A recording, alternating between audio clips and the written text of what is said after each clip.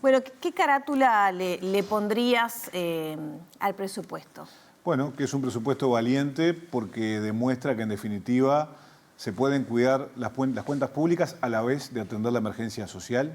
Este es un presupuesto que es equilibrado, que es responsable y que atiende la emergencia social porque pone el foco donde hay que ponerlo, que tiene que ver con las vulnerabilidades que atraviesa el Uruguay desde hace mucho tiempo, fundamentalmente la pobreza infantil. No es el 40% lo que se dedica exclusivamente a estos temas, yo siempre digo que es el 62%, porque hay que sumarle el capítulo vulnerabilidades y salud. Por lo tanto, estamos satisfechos con esta construcción presupuestal que es hija naturalmente de un contexto. Yo hablaba de que era equilibrado y responsable porque no podemos olvidar que el Uruguay atraviesa una situación de fragilidad fiscal que es manejable, porque creo que el equipo económico tiene las dotes necesarias para revertir la situación, un alto nivel de endeudamiento y de gasto, y por lo tanto, bueno, es un presupuesto que también tiene la característica de ser austero, pero refleja el programa de gobierno del Frente Amplio y las 63 medidas que lo vertebran.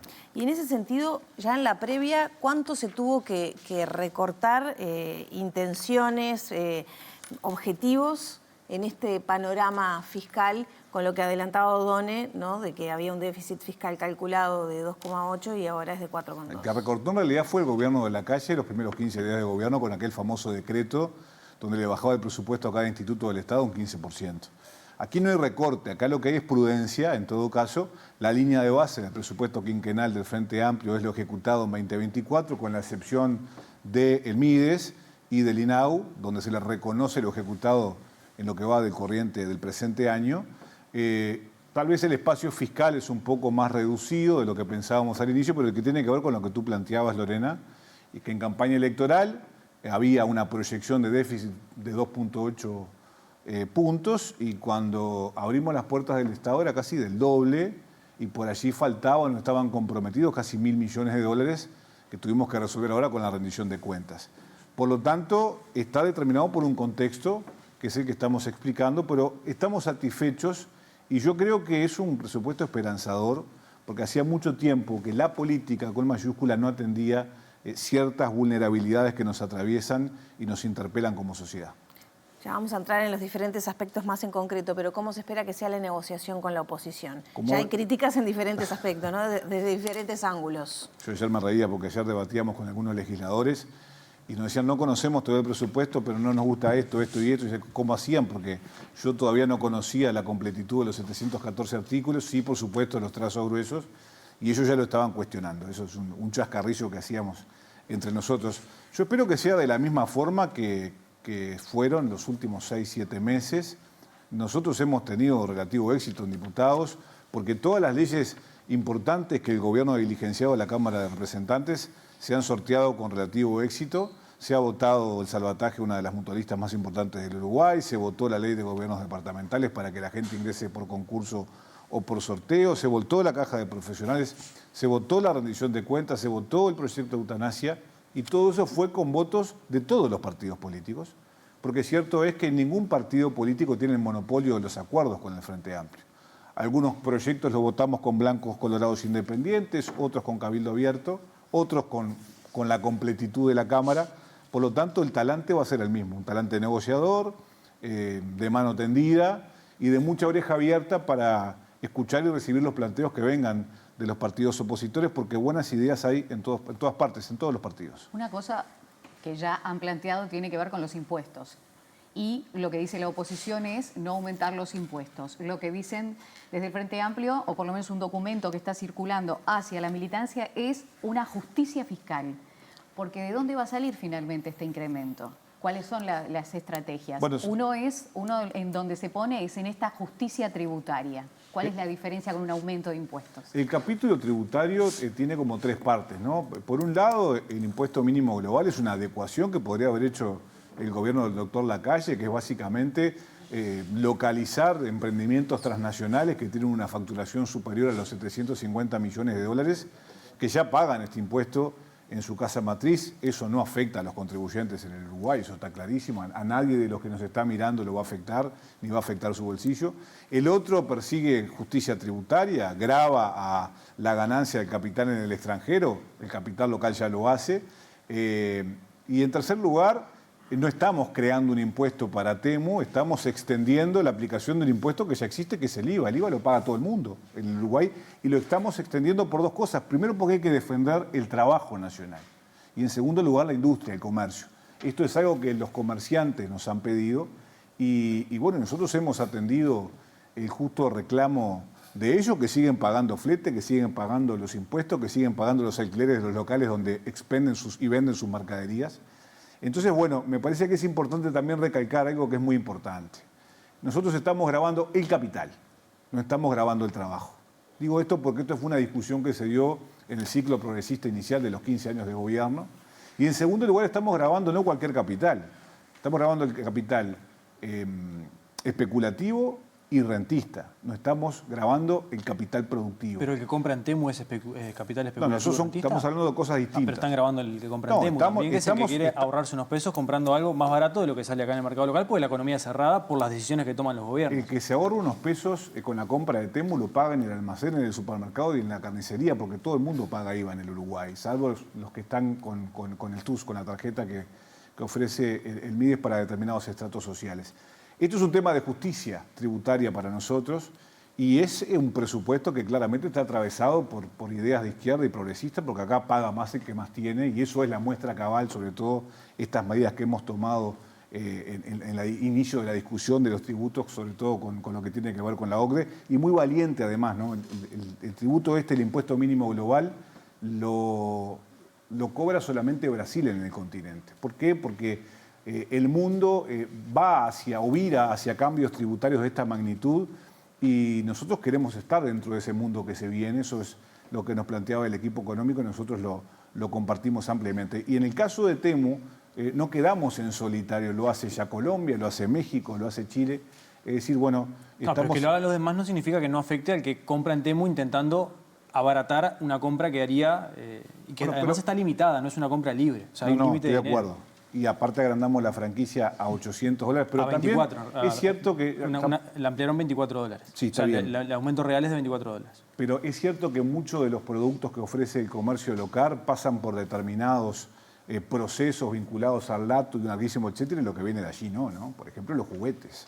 Entonces, bueno, es una medida que, insisto, el foco se puede compartir o no, naturalmente. Cada medida que uno toma a nivel gubernativo siempre puede tener gente que la respalde y gente que se oponga, y es natural y está bien que así sea, pero el núcleo duro tiene que ver con la defensa del trabajo y de la industria o el comercio a nivel nacional. ¿Reconoce el Frente Amplio que este presupuesto es un incumplimiento de la promesa de campaña de no aumentar impuestos? No. ¿Por qué no? Por lo que acabo de explicar. Primero, porque no hay creación de impuestos en la medida de que lo que hace es extender un impuesto que ya existe. El IVA ya existe en el Uruguay. Se está aplicando a una modalidad de negocio que es la de las plataformas. Lo que tiene que ver con el impuesto mínimo global es una adecuación a un marco que establece un organismo internacional que lo podría haber hecho el gobierno anterior. Y en segundo lugar estamos grabando las ganancias de plata que está afuera y que ya pagan acá los que tienen el capital. Pero son medidas que aumentan la recaudación. ¿Cómo? Son medidas que aumentan la recaudación a partir de lo que pagan los consumidores. Sí, está bien. Pero es algo similar a lo que pasó en el gobierno pasado con la reducción de los puntos de IVA a las compras con tarjeta. No, son cosas muy distintas. El gobierno decía no aumentamos impuestos, pero la recaudación aumenta y el que paga esa recaudación es el consumidor. Sí, pero es distinto, Nacho, por la sencilla razón de que el impuesto mínimo global no te afecta a ti. El del Temu. No afecta... bueno, pero pasa que vamos de un tema a otro. El de Temu afecta al que compra. Pero yo insisto, a que compra, al que hace uso de la plataforma. Esto de alguna manera no incluye a los productos que se compran en otras plataformas como la de Estados Unidos, porque está el acuerdo TIFA que no entra dentro de esta circunstancia. Yo lo que digo es, el que compra en Temu paga IVA por otras vías en su vida cotidiana, en comercios de ramo. Que pueda existir alguna afectación, sí, pero que no le cambie la vida a la gente, claramente. No estamos hablando de cuestiones que sean vinculantes para comer, para la mantención cotidiana de las familias. Está claro que los sectores muy deprimidos no compran en Temu. Seguramente las capas medias el afán en Temu. es recaudatorio.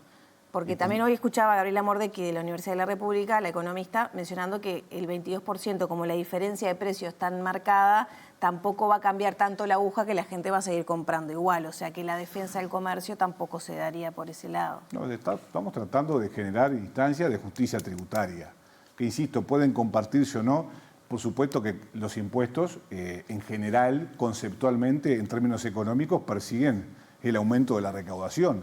En Uruguay, en China, donde sea. Pero yo quiero ser bien concreto, es que en las grandes mayorías del Uruguay no van a haber afectado su bolsillo, porque aparte estamos hablando de compras que no hacen a la vida cotidiana de los individuos. No estamos hablando ni de los servicios ni de la comida. Estamos hablando de compras determinadas para determinados sectores de la sociedad que eligen comprar en plataforma, pero que también pueden comprar en el barrio Reus, en el Paso Molino o en 8 de octubre. Y no crear nuevos impuestos, pero extender otros, sí es cumplir con la promesa de campaña de Crear, no sumar yo impuestos. entiendo el planteo que ustedes hacen, pero lo que quiero decir, no se está creando algo nuevo, se está extendiendo algo que existe. Y en el caso de la tarjeta, que es una buena pregunta, o la comparación que haces, eso sí que afectaba a la generalidad de los contribuyentes en Uruguay. Esto no.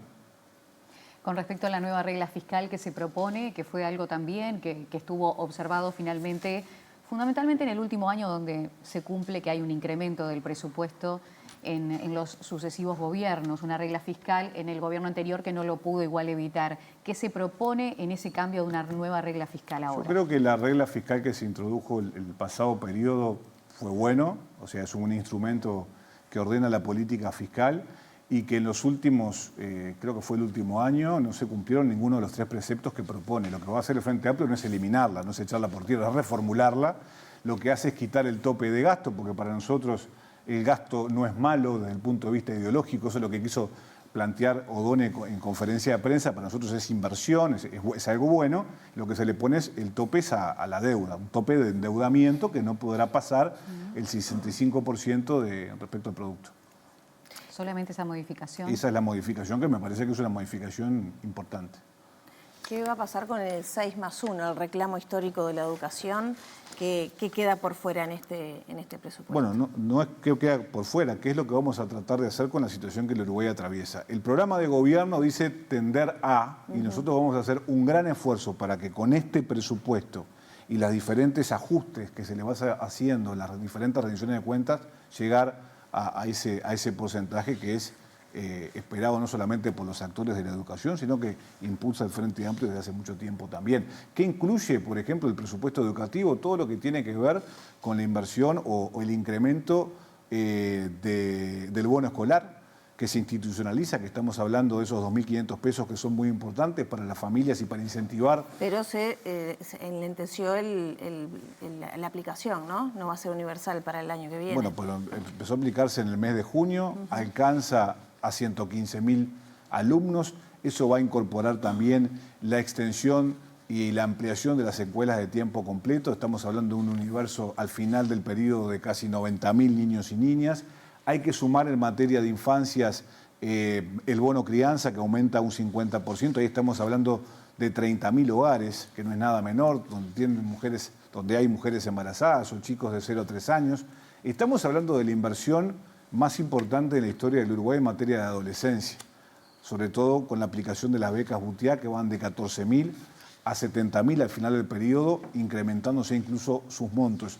Yo creo que la transformación o las ayudas o las políticas públicas que se generan en materia educativa van a ser realmente relevantes, sobre todo para aquellos estratos de la sociedad que tienen más dificultades en materia de recursos. ¿Está el compromiso entonces que al final del quinquenio sí llegar al 6% para la educación más el 1%? No, yo lo que dije fue que nosotros vamos a hacer todo lo que esté a nuestro alcance para poder cumplir con el objetivo.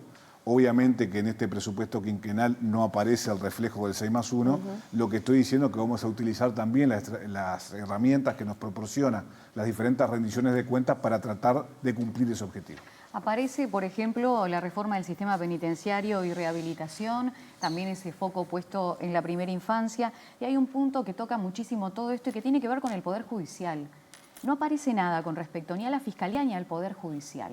Es porque no reclaman que hace 20 años nos incrementa, no es de ahora, pero no hay un punto específico que mejore el acceso a la justicia en el país. Nosotros tenemos un pedido de audiencia que ha surgido en las últimas horas de la Suprema Corte de Justicia.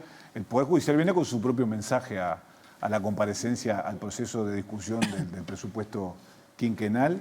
Y ahí nos enteraremos de cuál es la propuesta concreta, pero este presupuesto también, ahora hablando de la Fiscalía, que era una de las preguntas que tú hacías también, incorpora la posibilidad de instalar fiscalías vinculadas a violencia doméstica con especialidad y también en género.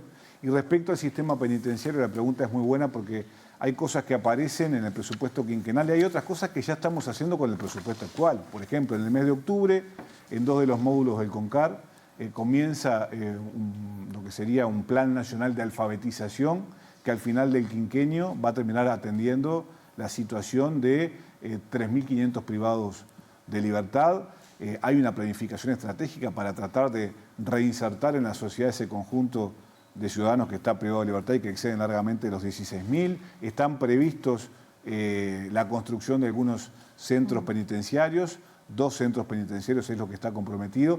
Y sobre todo lo que me interesa destacar en materia de seguridad pública, que es uno de los ejes centrales vertebradores de este presupuesto, es el programa Más Barrio, porque es la primera vez, creo, en un presupuesto que se le pone más recursos a los aspectos sociales que a los aspectos de seguridad pública. Pero eso no significa que nos importe el menos o que los tratemos de peor manera. Significa que el abordaje que se ha elegido emplear para estos temas es diferente, es multidimensional. Por supuesto que se llegarán a los barrios conflictivos con presencia policial para perseguir el delito, pero también se va a atacar el problema con un conjunto de políticas públicas que generen espacios públicos, iluminación, actividades para los gurises y un larguísimo etcétera. Por lo tanto, yo creo que es una planificación estratégica que esperemos ver los resultados esperados. Sí, eso está acá. Lo que no aparece, y más allá de ese capítulo aparte que irán allí los magistrados a reclamar, no hay un incremento pensado para el Poder Judicial. Bueno, son más allá de lo que 45... decían Fiscalía y los juzgados, teniendo en cuenta, me centro en primera infancia, sí, y los juzgados de familia y los grandes problemas que se enfrentan, que está muy enrabado también con el INAU.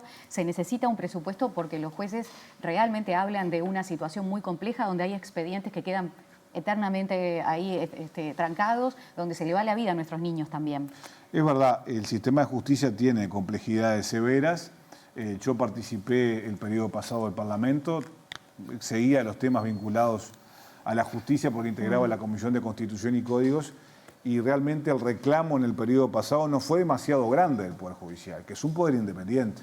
Entonces veremos qué es o cuáles son los planteos que ellos atraviesan. El presupuesto no está cerrado, bien, porque así como nosotros decimos que tenemos las orejas bien abiertas para escuchar a los partidos políticos, también a las organizaciones de la sociedad civil que van a ser recibidas todos los viernes y también a un poder como el Poder Judicial que es muy trascendente e importante. Así que no estamos cerrados, queremos escuchar el planteo e intercambiar y ver si se puede ajustar o no. Schipani dice que hay espíritu refundacional en cambiar cédula de identidad por documento nacional de identidad. Sí, también decía hoy de mañana en un tuit que se gasta más plata en María Dolores que en la NEP. Yo creo que Felipe no ha leído la completitud del presupuesto. Creo que nadie lo ha hecho, nosotros tampoco, porque es imposible leer desde las 8 de la noche hasta ahora 702 artículos con responsabilidad. No se puede comparar peras con papas, que creo que es lo que está haciendo el diputado Schipani con el mayor de los respetos. Entonces creo que hay que abordar este tema con seriedad y hay que poder apartar y abstraerse. ¿Se equivocó ¿no? el subsecretario de Economía, Valcorba, al decir que no alcanzaba para financiar todo el programa del Frente Amplio? Ya te contesto. Hay que poder separar el ruido político de la discusión seria del presupuesto quinquenal. Yo lo que digo es que a los gobernantes hay que juzgarlos por sus acciones y no por sus dichos. Martín es un activo de la fuerza política, es un activo del Poder Ejecutivo, ha sido responsable de la construcción junto con otros actores de este presupuesto quinquenal. Todos los actores del Poder Ejecutivo y la bancada oficialista estamos empecinados y trabajando para que en los 5 años se cumpla a cabalidad nuestro compromiso con la gente, que es el programa Frente Amplio. ¿Fue imprudente que haya dicho de esa manera lo que dijo? Yo no voy a juzgar los dichos de mi compañero. Es el 2 de Economía. Fantástico. La Calle, que era presidente, dijo que no iba a subir los combustibles y subió 8 veces.